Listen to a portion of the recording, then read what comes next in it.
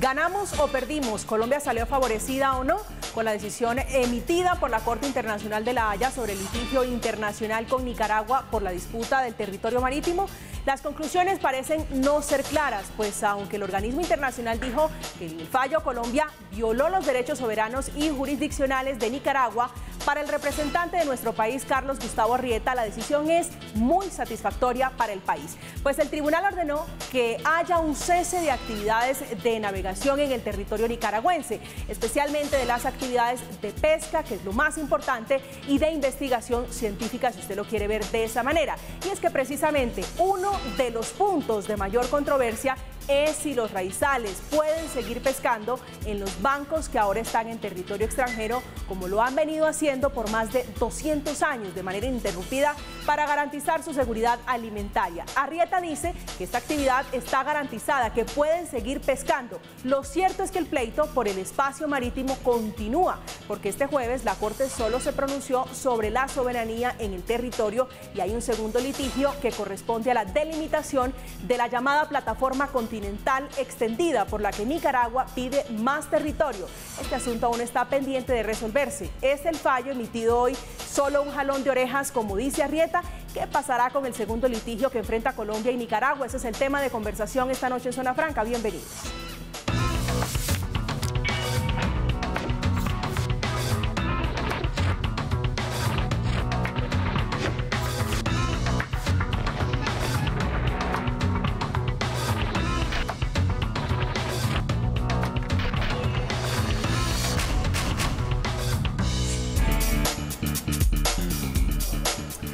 A propósito de este tema, el presidente Iván Duque dijo al conocer el fallo que defenderá la soberanía de San Andrés y criticó el ánimo litigioso de Daniel Ortega, el dictador presidente de Nicaragua. Esta noche están con nosotros Ricardo Abello Galvis, que es profesor de Derecho Internacional de la Universidad del Rosario, exintegrante del Grupo Nacional ante la Corte de Arbitraje de La Haya. Bienvenido, señor. Buenas noches.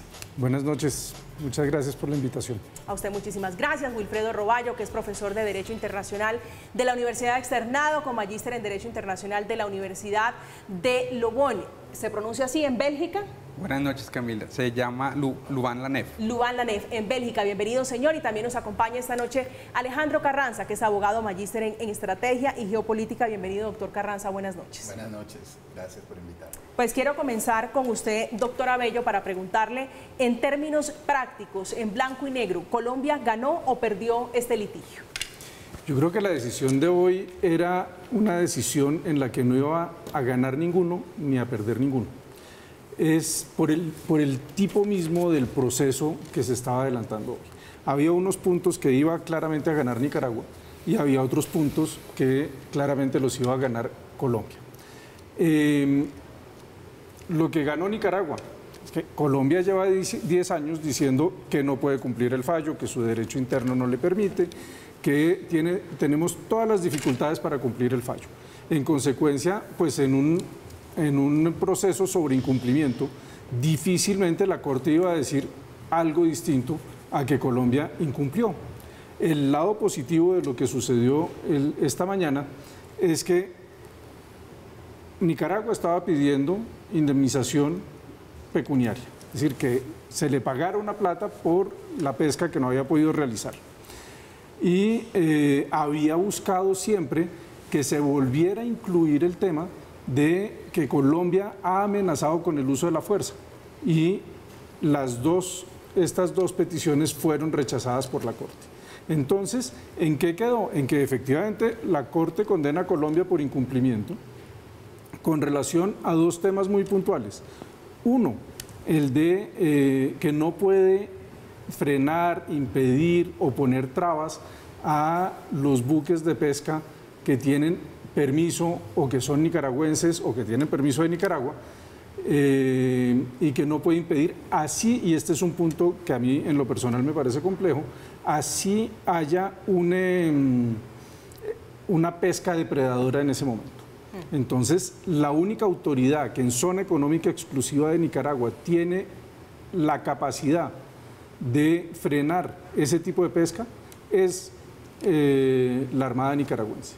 Y lo otro, lo relativo al medio ambiente marino, a la protección del medio ambiente marino. que también son las autoridades nicaragüenses las que están autorizadas para realizar eso. A Colombia, para luchar por la protección del medio ambiente y contra una pesca depredadora, pues tiene otras herramientas que puede utilizar, pero no la intervención directa. Doctor Carranza.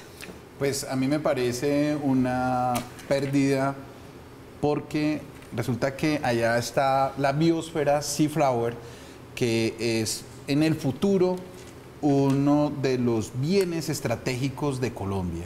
Recordemos que el mundo va en un acelerado paso, en una crisis del calentamiento global, en donde se han acabado la mayoría de ecosistemas marinos, y resulta que la biosfera Seaflower ha resistido, tiene una riqueza, inclusive se sabe que hay riquezas gasíferas, petrolíferas allí, y la decisión de la Corte hoy de impedirle a Colombia supuestamente no ejercer control sobre esa explotación ambiental o esa investigación que se pudiera realizar ahí, pues nos afecta porque ese es un elemento estratégico de Colombia hacia el futuro.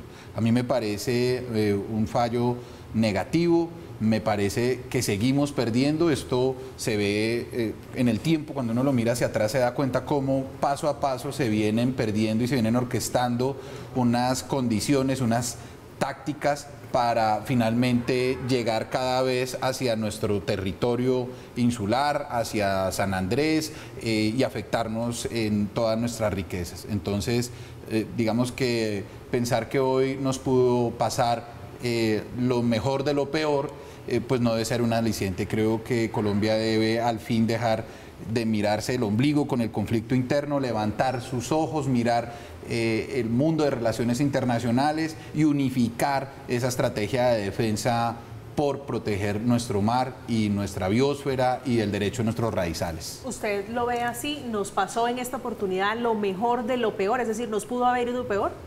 Bueno, pues todo depende cómo queramos presentar la decisión. De un tiempo para acá, desde el año 2012 que conocimos el fallo de delimitación, me da la impresión que Colombia ha querido poco a poco cristalizar una idea de que perder es ganar un poco. Para mí la decisión es clara. Si a Colombia le dicen que incumple, que viola el derecho internacional, que viola los derechos de Nicaragua, eso no se puede ver de ninguna manera positivo. Ahora, que efectivamente la decisión pudo ser peor porque no hay una condena en términos de reparación económica, evidentemente eso es un punto favorable. Que no todas las pretensiones de Nicaragua hayan sido aceptadas, eso es un punto favorable.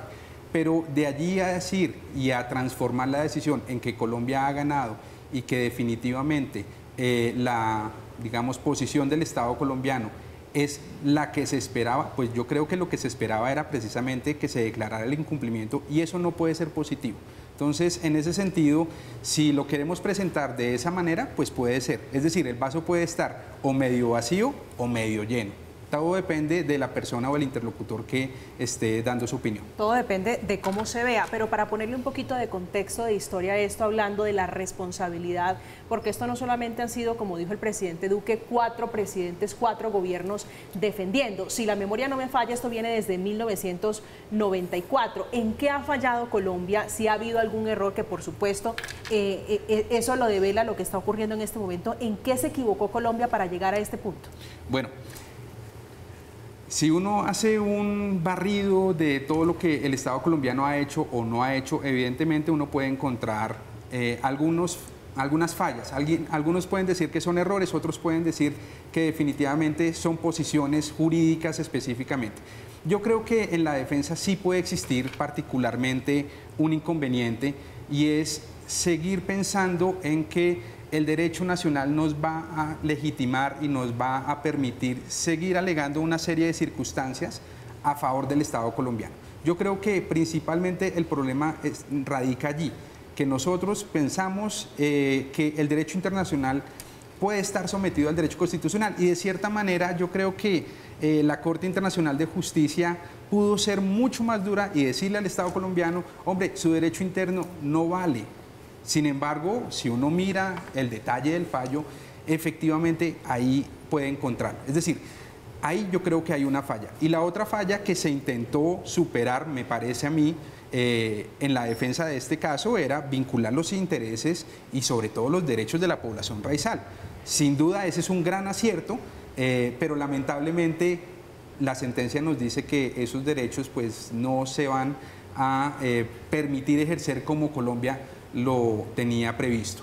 Entonces, yo sí creo que la falla fue esperar muchísimo tiempo, es decir, 2012, conocer el fallo y decir, ahí había realmente un gran argumento que podía servir para la defensa de los intereses nacionales. Doctora Bello. Yo coincido con Wilfredo en el sentido que el derecho interno no tiene nada que ver con el derecho internacional. Uno no puede seguir argumentando que es el derecho interno el que le impide, porque, entre otras, por dos razones. Una, porque el derecho internacional está por encima del derecho interno, y dos, porque a mi modo de ver ahí hay un error de argumentación en todo lo que se ha planteado, en la medida en que con la defensa del 101 lo que se ha dicho es que la Constitución establece que para modificar un límite se requiere un tratado.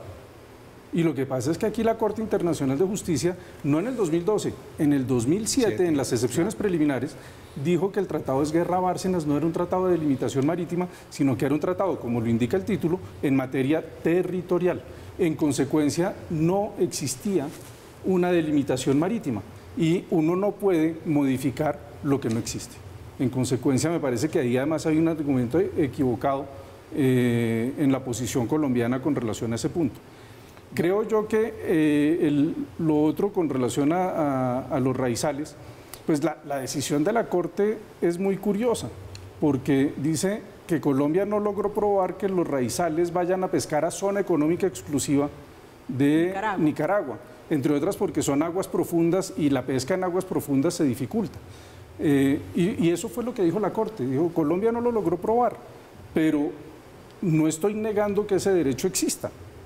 Es más, lo que es recomendable es que mediante acuerdos bilaterales se lleguen a unos acuerdos de cómo va a funcionar ese derecho de la comunidad raizal. Para entrar ya en materia, doctor Carranza, que yo creo que es, a mi juicio, lo más importante, y es, digo, los derechos de quienes viven de la pesca, de quienes tienen alrededor de la pesca artesanal en la isla de San Andrés, Providencia y los demás islotes que hay allí en esa zona del país, una economía. En la práctica, ¿qué podrán hacer a partir de hoy? ¿Qué cambia para ellos a la luz de este fallo de La Haya? Realmente no va a cambiar nada, porque la tensión que ellos viven la están viviendo desde el 2012, inclusive antes. Mire, su primer pregunta, María Camila, muy interesante. ¿En qué está fallando Colombia? Y tú ponías una fecha del año 94. Realmente nosotros venimos fallando en lo mismo, y con esto me opongo a lo que los distinguidos colegas proponen frente a la estrategia jurídica en que ha fallado. Nosotros hemos fallado, unido con la pregunta de los raizales, en que no nos hemos unido como nación en unos fines comunes, en que no nos hemos identificado. Colombia, el argumento de que el derecho doméstico no puede prevalecer sobre el derecho internacional es bastante discutible por una razón, porque hay un principio de derecho internacional que dice que los tratados y que las cortes no pueden afectar la autodeterminación de los pueblos. Nicaragua sabía desde la demanda del 2001, ojo, que nosotros teníamos una constitución que decía que las fronteras de nosotros se podían reformar a través del laudo arbitral o de convenio internacional. Es responsabilidad de Nicaragua no haber llevado a Colombia ante un tribunal arbitral internacional. Eso era lo que tenía que hacer. Ellos escogieron el mecanismo jurídico que no es el correcto. Ahora nos vamos a unir a Nicaragua a decirles que bueno, que aceptemos el fallo de la Corte. Pues no, porque ellos escogieron mal.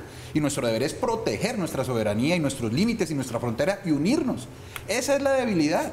Mire, cuando se hizo la contestación de la demanda, ¿acaso se habló del derecho histórico raizal? Pues no, ¿por qué? Porque no miramos sino los conflictos centralistas, los conflictos internos y no estamos mirando hacia afuera. Colombia no expande una política de la oceana política ni una proyección de Colombia hacia el Caribe. Y les quiero advertir una cosa, Colombia está en ese momento en un triángulo de las Bermudas allá, porque estamos en el Caribe que está manejado por Venezuela. ¿De quién es Cuba? ¿De quién es Nicaragua? y ahí está Venezuela. Ese es el Caribe que nosotros tenemos. La pelea que hay geopolítica en este momento a través del fallo de la Corte va frente a los intereses y fines de una nación, que es en lo que hemos venido fanando históricamente. Nosotros tenemos un laudo arbitral en 1900 de un presidente francés que dijo que sí, que ese territorio era de nosotros. Tenemos un reconocimiento en 1824 de las Provincias Unidas de Centroamérica que dice que ese territorio era de nosotros. Tenemos el Tratado de Bárcenas Esguerra y tenemos una constitución que le decía las reglas de juego al opositor: si me va a demandar, lléveme a un tribunal de arbitramiento. ¿Por qué me llevó a una corte? Y entonces ahora vamos a decir que nuestro derecho no vale. No, sí vale y debemos es unirnos, porque es por eso que hemos venido fallando. Doctor Roballo, ¿esto ha sido falta de unidad? Bueno, esa puede ser una cuestión. Lo que pasa es que para que haya unidad, pues lo primero es que tenemos que estar de acuerdo. Y yo difiero completamente en lo que acabamos de escuchar.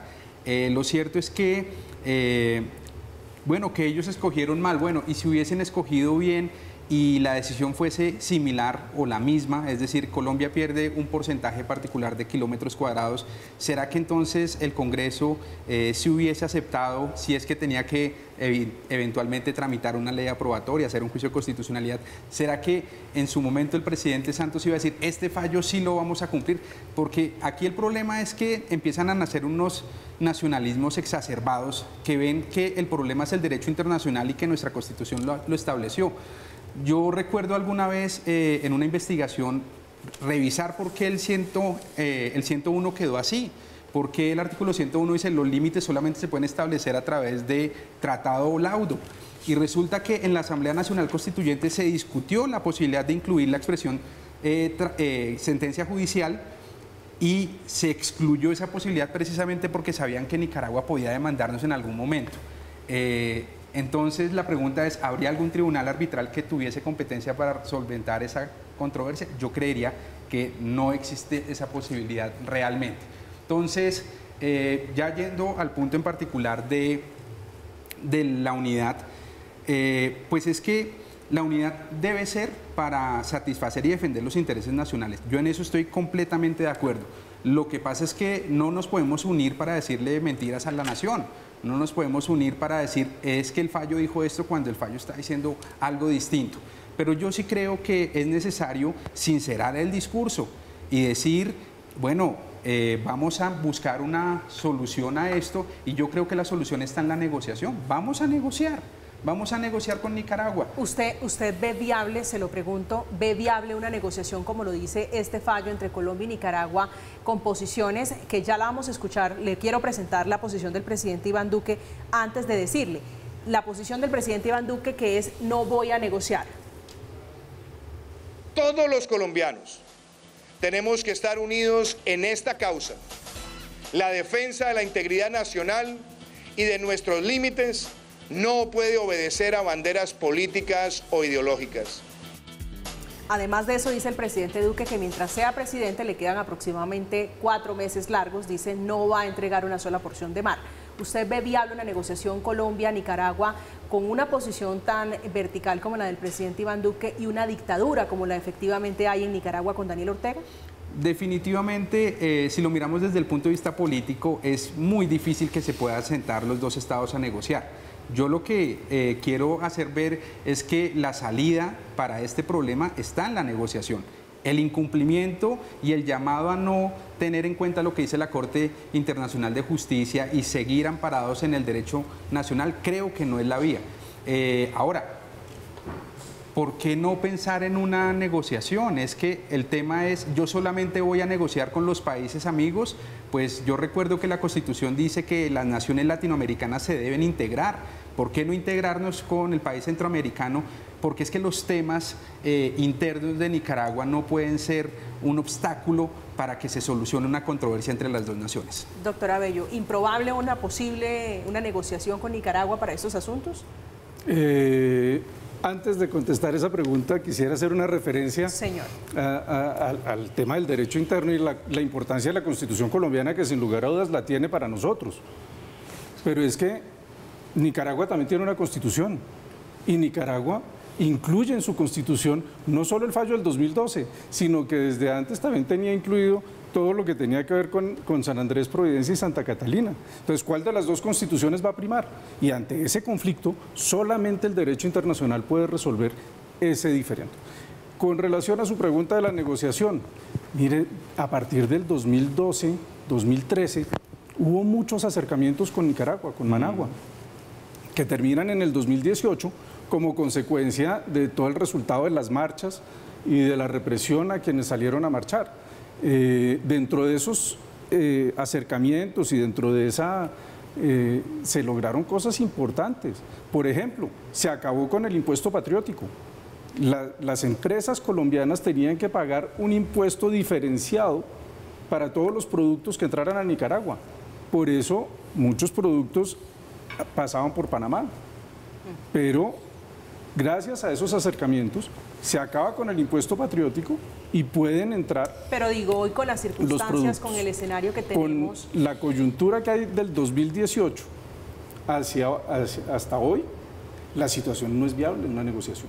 En este momento no hay una negociación que sea posible con Managua. ¿Y eso en qué afecta, doctor Carranza, digo, en la práctica, insisto, a los raizales, que Colombia y Nicaragua no se pongan de acuerdo para ver cómo van a hacer cumplir ese fallo que se conoce el día de hoy? Pues realmente, mire, en la Segunda Guerra Mundial hubo una frase maravillosa que salió que decía que el Reino Unido era aliado de sus intereses, de sus propios intereses. Y eso es lo que Colombia tiene que hacer aquí. Colombia tiene que ser ese aliado de sus intereses. Colombia tiene una ubicación geoestratégica y tiene en este momento una posición en un mar Caribe que está siendo dominado por un grupo que está conformado por Venezuela, por Nicaragua, por Cuba, con influencia rusa, con influencia china, con intereses sobre las riquezas de Sea Flower. Entonces Colombia tiene que abrir los ojos y revisar si efectivamente vale la pena hacerse al lado de un derecho internacional que nos afecta y que irrespeta nuestra soberanía y entrar a negociar, o ser aliado de nuestros propios intereses y de nuestros raizales. Estamos en manos de la Armada Nacional. El fallo del 2012 nos dio a Roncador, a Quitasueño, a Serrana, a Serranilla, gracias a que los valientes marinos de la Armada Nacional iban y se quedaban en esos islotes, en esos cayos, hacían presencia, y eso hizo que la Corte reconociera el iutis possidetis iure, o el derecho de posesión que teníamos ahí. ¿En qué fallamos? En que como nos unimos, no hay políticas que apoyen al pesquero, no hay políticas que apoyen al raizal, entonces la pesca, el desarrollo económico no se dio ahí, cosa que Nicaragua sí demostró. Yo le voy a decir además a los dos, y vuelvo y me opongo, y no es por llevarles la contraria, ni mucho menos, que me opongo nuevamente al tema de negociar por una razón. ¿Qué fue lo que hizo el dictador Ortega cuando vio el Tratado Bárcenas-Esguerra y él trataba de combatir a su némesis Anastasio Somoza, que era el presidente de su momento?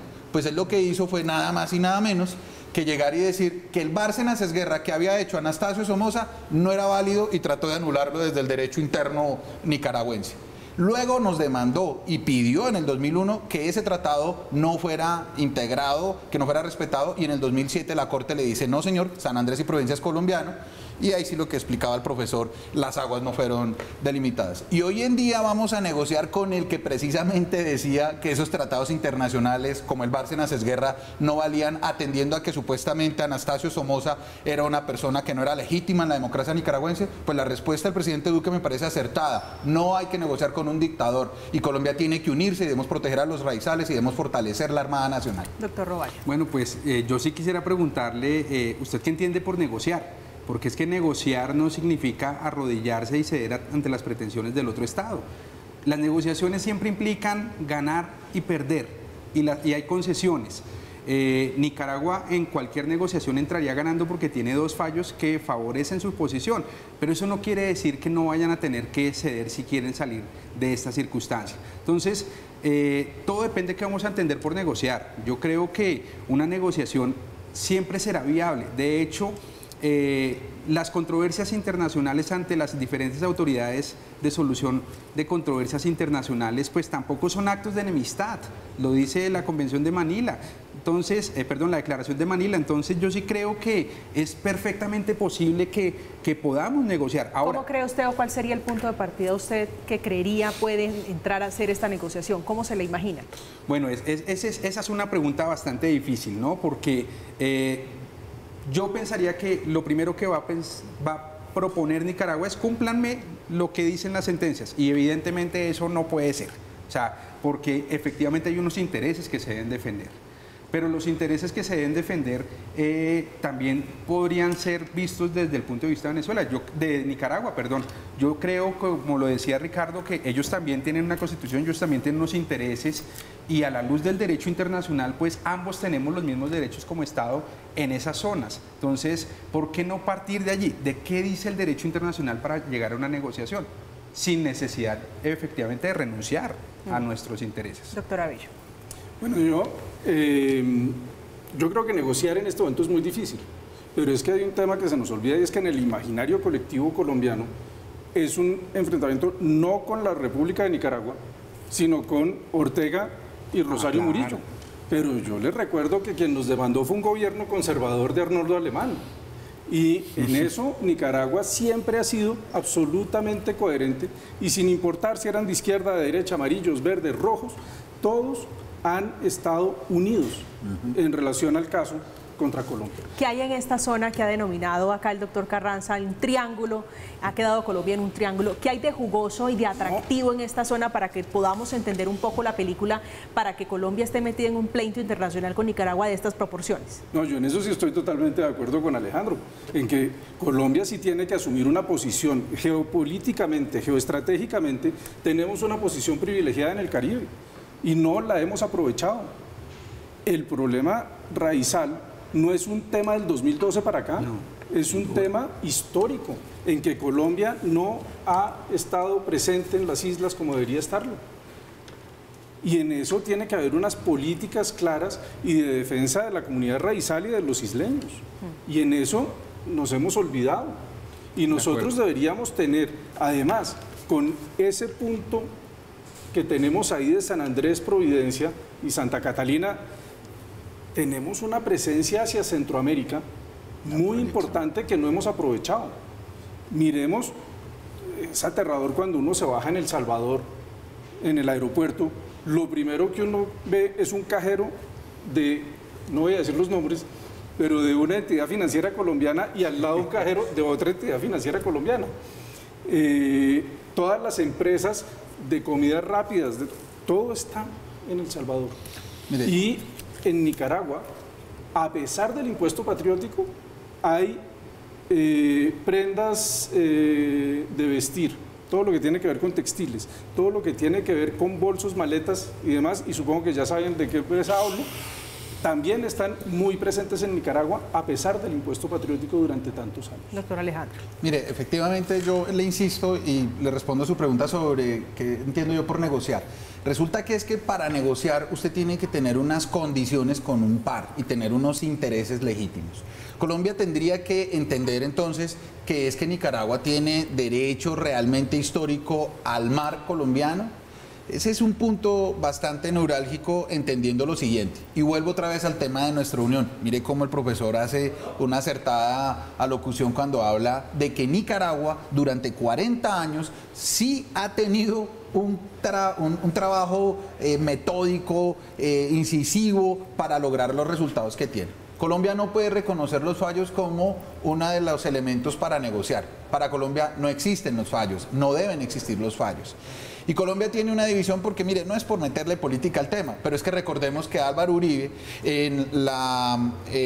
cuando estaba el grupo de Río en República Dominicana, cuando se dio el conflicto Colombia-Ecuador por una operación militar, precisamente por ese conflicto interno que nos hace mirar del ombligo y no hacia afuera, él reconoció la jurisdicción de la Corte de la Haya. Yo recuerdo claramente un video en donde le dice al presidente Ortega: tranquilo, presidente Ortega, dígale a su gente allá que vamos a esperar a cumplir el fallo. Luego cambia el gobierno y llega el presidente Santos y se pierde en el 2012 y entonces dice: no cumplamos el fallo. Luego llega el presidente Duque y dice: efectivamente no hemos cumplido el fallo, pero estamos sentados en la Haya recibiendo un fallo y a las 3 de la mañana colombiana, ¿no? ¿Qué es hacia dónde vamos? ¿Qué ha dicho los candidatos que vienen con las políticas que van a suceder? Porque seguimos desunidos. Recordemos que Fajardo tiene a la señora que podría ser primera dama, que fue la canciller que dijo: tranquilos que el fallo va a ser en equidad, y tenga Colombia perdiendo. Y no para irnos lejos, pues Fico viene de esa línea de Álvaro Uribe que dice, si reconozcamos el fallo de La Haya, ¿ahora qué van a hacer? Va a ser si ellos llegaran a estar contradictores con una política, con una visión, y no hay que olvidar a Petro, porque es que Petro tiene unas cercanías también con esas fuerzas de allá, le van a entregar el mar por hacer una negociación. Entonces yo por negociación acá le quiero decir al colega que hay que entender primero es sobre los intereses que se tienen y no se puede negociar un centímetro con lo que no tiene legitimidad. No se puede negociar con un dictador, no se puede. Y le voy a decir una cosa final. Cuando usted negocie un centímetro de mar en Nicaragua, del mar colombiano, empiece a negociar con Jamaica, con Costa Rica, con Haití, porque es que nuestro mar, que no nos enseñan eso en el colegio y en las universidades de forma como debería ser, genera unas fronteras con todos esos países, y si empezamos a negociar entonces también vamos a empezar a perder con esos países territorio y tenemos que empezar a romper ese tejido que se ha hecho de los convenios y los tratados histórico. No, aquí tenemos que proteger nuestro mar, tenemos que unirnos y tenemos que mantener la idoneidad y la legitimidad de nuestra Constitución. Doctor Abello. No, yo no estoy de acuerdo con esa posición, porque hay una diferencia fundamental entre esos casos que usted plantea. Y es que con Nicaragua no se había delimitado la frontera marítima. Con Jamaica está claramente delimitada. Claro. Y llevan años tratando de encontrarle la salida. Con Costa Rica. Igual. Costa Rica nos dijo que no. Dije, mire, yo cometí el error de firmarlo, dice Costa Rica. Pero ya no puedo hacer nada, pero no lo voy a ratificar. No ratificó ese tratado, y por eso yo siempre he sostenido en estos 10 años que el gran ganador el 19 de noviembre del 2012 fue Costa Rica. Bueno. Porque ese tratado que no le gustaba y que Colombia lo había hecho firmar y que después de firmarlo dice... Se arrepintieron y dijo, no lo voy a ratificar. La Corte en el fallo del 19 de noviembre le ayudó, fue a Costa Rica. Entonces, bajo esa perspectiva... esas situaciones ya son totalmente inamovibles con Panamá, con Jamaica. Entonces, porque hay un tratado. Es decir, no es en vano que Jamaica hizo todo lo que ha hecho para tener juez en la Corte Internacional de Justicia. Y miren cómo votó hoy. Entonces, en ese sentido, Jamaica sí ha estado mirando qué puede hacer, pero tiene un tratado. Y lo que le pasó a Colombia con el Esguerra Bárcenas es que todo el mundo dice es que desconoció el tratado, Esguerra Bárcenas. No, aplicó el Esguerra Bárcenas con puntos y comas, al pie de la letra, y eso fue lo que nos terminó perjudicando. Doctor Roballo. Bueno, varias cosas. Yo concuerdo con lo que acaba de decir Ricardo, y hay unos puntos en particular que me parece que son importantes. Entonces, porque no sé si le entendí bien, profesor Carranza, si usted me dice que es ilegítimo el fallo, o sea, que los fallos no son legítimos, y yo creo que ahí no podríamos estar de acuerdo, porque ¿cómo no reconocer la legitimidad de un tribunal internacional al que le dimos competencia? ¿Es legítimo aún cuando Colombia no pertenece a La Haya? Bueno, pues no entiendo a qué te refieres con que no pertenece a La Haya. Porque efectivamente Colombia denunció el Pacto de Bogotá. Denuncia el Pacto de Bogotá, pero la controversia inicia antes de la denuncia del pacto. Es decir, el error está en no haberse retirado antes. Claramente, ahí sí hay un error y estamos completamente de acuerdo. El gobierno de Andrés Pastrana sabía que tenía que en ese momento denunciar el Pacto de Bogotá, se lo habían advertido varias veces, no lo hizo.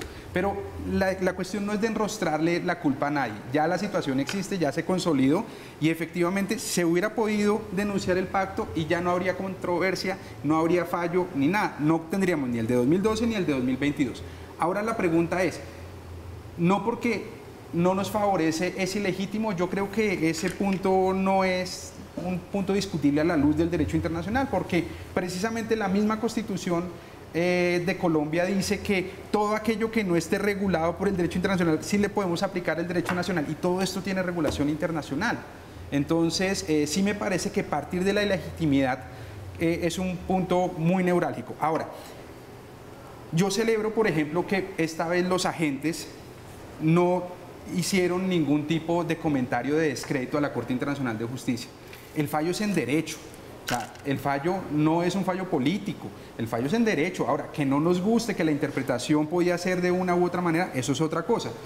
Y yo sí creo que por primera vez en los pronunciamientos que yo he visto de los agentes del Estado y del gobierno, de los últimos gobiernos, pues por primera vez no se dice que es que la Corte o el Tribunal Internacional, independientemente del que estemos hablando, se equivocó, sino que esta vez dijeron que el fallo pues era un fallo en derecho.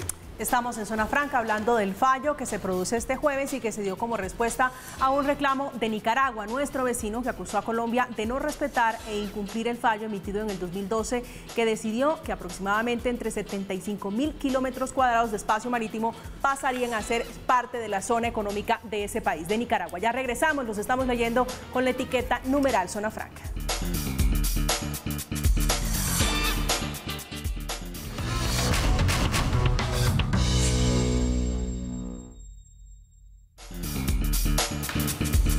Regresamos, los estamos leyendo, seguimos en Zona Franca. A propósito de este fallo, los candidatos presidenciales también se pronunciaron. Algunos proponen incluso que no se descarte una negociación con el dictador Daniel Ortega. Con una dictadura no negociaremos nuestros límites fronterizos. La línea de defensa territorial de Colombia se mantendrá como una política de Estado. Lo que no es negociable de ninguna manera es que nuestras Fuerzas Armadas, nuestros buques, estén patrullando nuestras aguas territoriales, nuestra zona económica exclusiva, y que de esta manera nosotros podamos asegurar nuestro dominio sobre nuestro territorio. Sergio Fajardo, así como nos corresponde cumplir normas constitucionales y legales, Colombia debe adelantar las gestiones para que la comunidad raizal de San Andrés, Providencia y Santa Catalina pueda recuperar la labor ancestral de la pesca en su territorio. Nunca se renuncia a la soberanía. Colombia va hasta el meridiano 82 y punto. No importa lo que digan los tribunales y mucho menos celebrar este fallo. Estos gobiernos le quitaron el mar a Colombia. Y básicamente por una defensa jurídica hecha desde Bogotá, sin pensar en los raizales de San Andrés.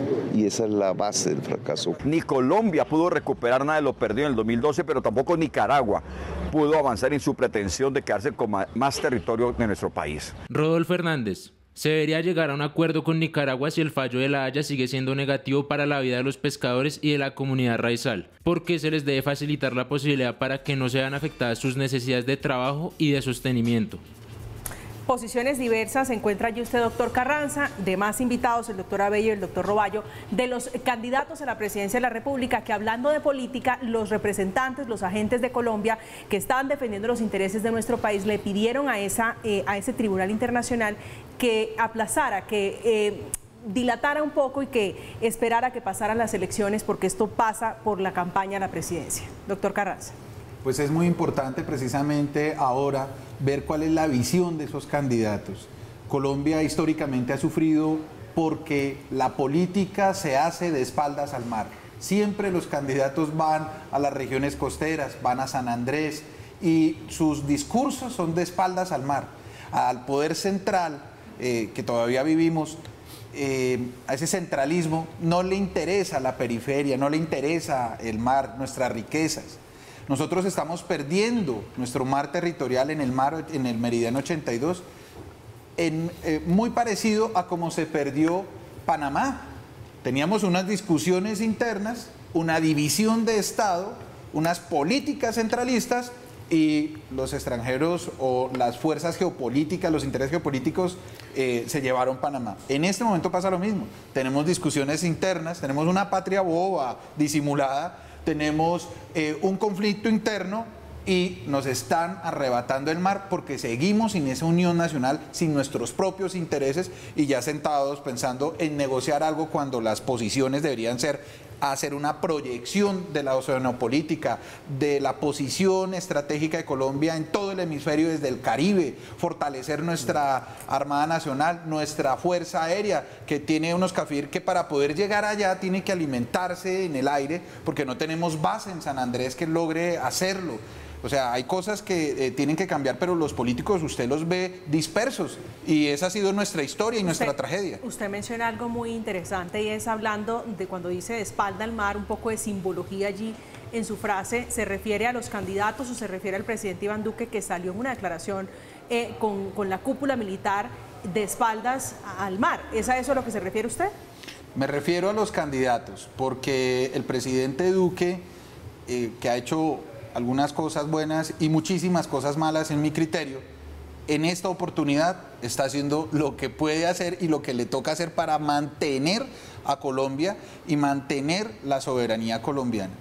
Yo me refiero es a eso, a esas espaldas del mar. Mire, cuando el presidente Duque también fue candidato, ¿qué fue lo que prometió? ¿Qué fue lo que dijo hacer para arreglar esta situación? Pues no cumplió. Finalmente lo que decidió fue no acatar el fallo de La Haya, pero contradictoriamente está atendiendo al fallo y eso pues sigue siendo la desunión. Y sí, tengo que aceptarlo. Tal vez también se hace la política de seguridad y defensa de espaldas al mar. Doctora Bello. Varias cosas. Yo estoy de acuerdo en que históricamente Colombia ha sido un estado centralista. Sin embargo, en este momento veo que hay una, y eso es una preocupación más que otra cosa, la política del mar del estado está centrada en el Caribe. Y la defensa de los intereses de Colombia en el mar Caribe ha hecho que el Pacífico haya quedado de lado. Todo hoy gira en torno a los procesos y yo sí espero que estos procesos terminen rápido para podernos quitar esas cadenas y poder empezar a tener una política marítima, una política hacia el mar, para poder aprovechar tanto el Caribe como el Pacífico. Doctor. Por otro punto, no, a mí me parece muy curioso que muchos candidatos, y no solo los de ahora, sino los de hace 4 años e inclusive de hace 8, han dicho que van a defender el Meridiano 82. Cuando uno mira la sentencia donde la Corte Internacional de Justicia rechaza la solicitud de intervención de Honduras y de Costa Rica, vemos que Colombia abandonó el Meridiano 82 en el año 2008. Porque a partir del año 2008, cuando empieza el proceso sobre el fondo, ya la teoría colombiana era una teoría de equidistancia entre los dos estados. Entonces, nosotros dejamos el Meridiano 82 en el año 2008.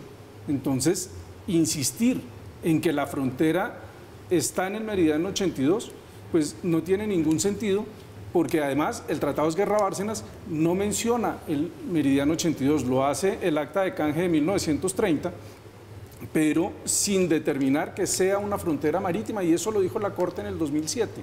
Y pues, que nos guste o no nos guste, hay ya 2 decisiones de la Corte Internacional de Justicia, de un tribunal internacional, que son inmodificables y que tarde que temprano tendremos que cumplir. Doctor Wilfredo Roballo. Bueno, respecto al punto de que Colombia siempre ha estado a espaldas del mar, yo perfectamente estoy de acuerdo y sobre todo, más que estar a espaldas, se ha concentrado solamente en los intereses de carácter, si se quiere, militar. ¿Quién gestiona los mares en Colombia?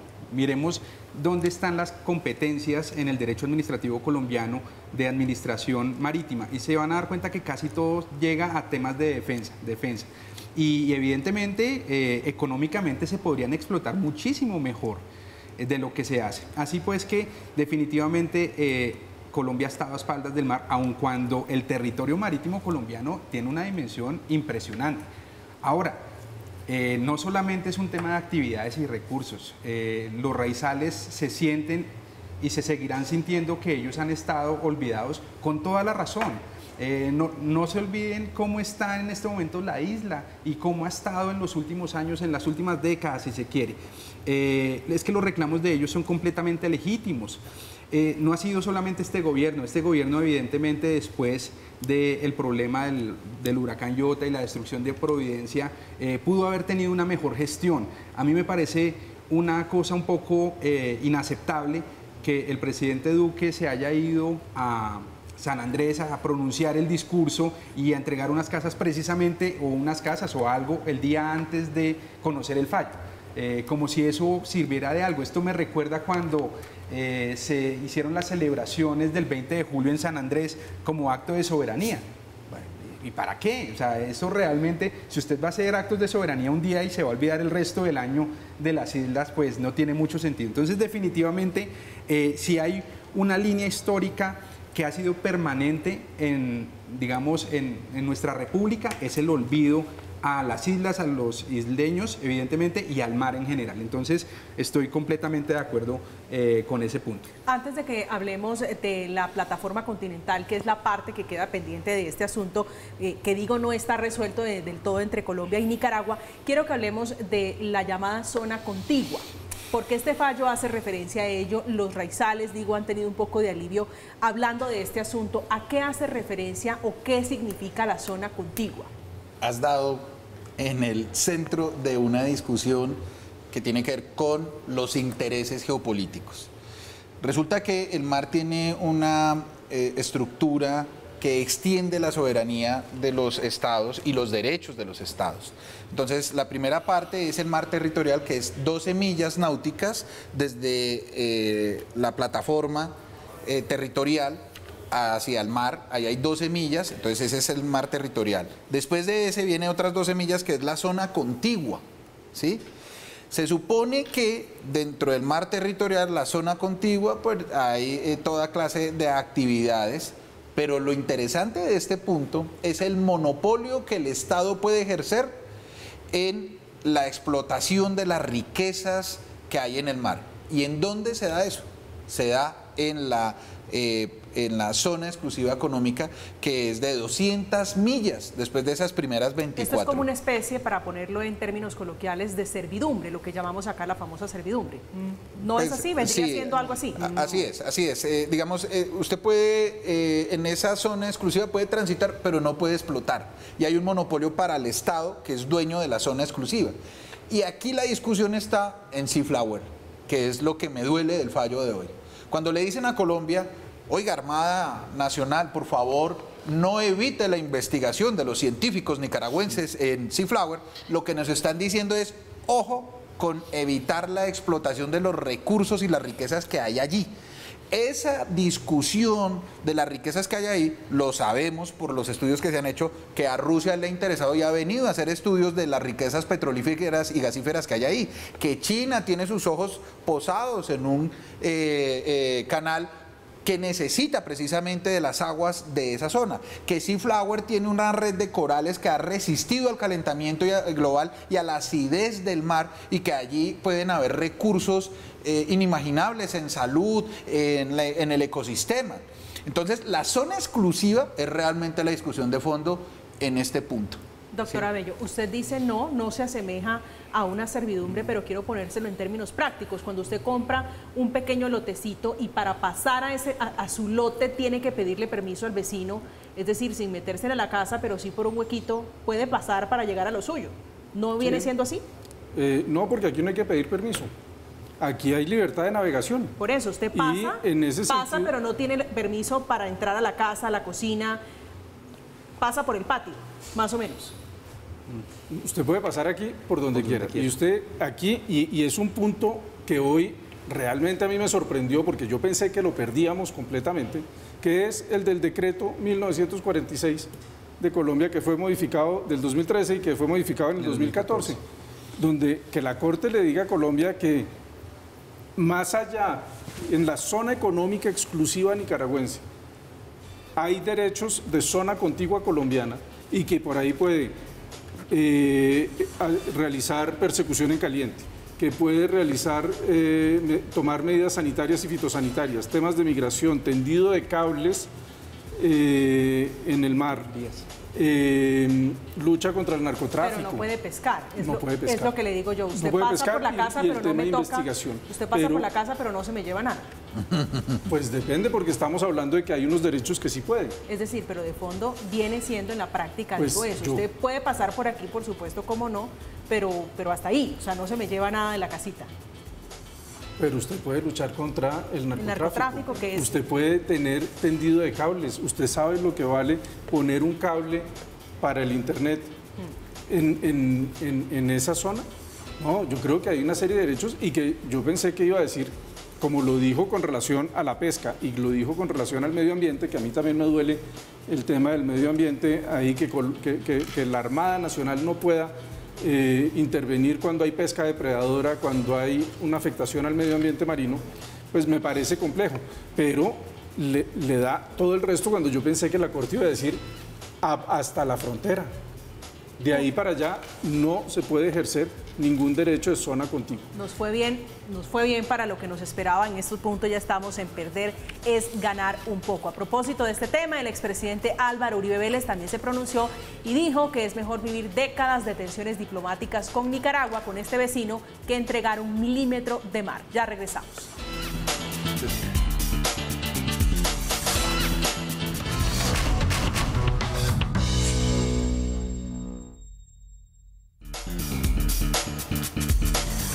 También se pronunció sobre este tema el expresidente Ernesto Samper, que dijo que Colombia no puede responder con respuestas populistas sobre el fallo, porque puede traer consecuencias internacionales. Y sobre eso, doctora Bello, déjeme preguntarle si este incumplimiento nos va a terminar saliendo caro, a pesar de que ahorita nos dicen todo bien, puede seguir así. ¿En diciembre puede resultar esto peor? ¿Puede terminar en unas consecuencias graves para Colombia? La situación es compleja en el caso de Plataforma Continental Extendida. Para los televidentes quisiera como hacer un gráfico de qué es la Plataforma Continental Extendida, y es aquel suelo marino que está más allá de las 200 millas náuticas. Y por eso la importancia de lo que ganó Colombia hoy con relación a las líneas de base, porque es a partir de esas líneas de base donde se cuentan los diferentes espacios marítimos. Y Nicaragua pues trazó un decreto donde la Corte le dice: todo el decreto está mal, todo el decreto es contrario al derecho consuetudinario y al derecho convencional, y tiene que trazarlas mucho más atrás. Pero entonces, cuando tenemos la Plataforma Continental, ese es el suelo, donde duerme la mantarraya. Cuando la mantarraya empieza a nadar, estamos en zona económica exclusiva. Doctor Roballo, ¿nos va a salir cara la travesura? Bueno, pues si queremos hacer una relación entre el fallo de hoy y el fallo que se producirá en la controversia sobre Plataforma Continental Extendida, yo diría que pues este fallo en principio no tiene unos efectos que vayan a agravar esa situación. La cuestión es decidir si vamos a seguir manteniendo una política de incumplimiento o si vamos a empezar a ajustar algo, al menos algo, en estos aspectos. Yo creo que la travesura sale cara, sobre todo desde el punto de vista político y desde el punto de vista de cuál es la imagen que nosotros queremos darle a la comunidad internacional en relación con el cumplimiento de los compromisos internacionales. Doctor Carranza. Nos va a salir caro seguir generando los vacíos de poder en San Andrés para los raizales, y nos va a seguir saliendo caro no invertir en mayor defensa y en mayor política social. La Fuerza Aérea viene pidiendo una mejoría de aviones para mejorar su poder aéreo. La Armada necesita mayor capacidad y necesitamos dar mayor proyección en política social a los raizales y al desarrollo económico de la región y al negocio y al arte de la pesca, para mejorar nuestros derechos históricos sobre la región y mantener nuestros intereses geoestratégicos y nuestros recursos estratégicos en el futuro. Terminamos, llegamos al final de Zona Franca. Esta noche una mesa integrada por académicos, profesores en Zona Franca, el doctor y profesor Ricardo Abello Galvis. Un gusto tenerlo acá esta noche. Muchas gracias por la invitación. El profesor Wilfredo Roballo, también profesor, un gusto. Muchas gracias. Esta noche tenerlo acá esta noche. Y Alejandro Carranza, un reconocido y reputado abogado. Gracias por acompañarnos esta noche, tratar de entender este asunto que es un poquito técnico, pero muy importante. Gracias a usted, María Camila. Llegamos al final. A ustedes, como siempre, gracias por acompañarnos. Que tengan una feliz resto de noche. Que descansen.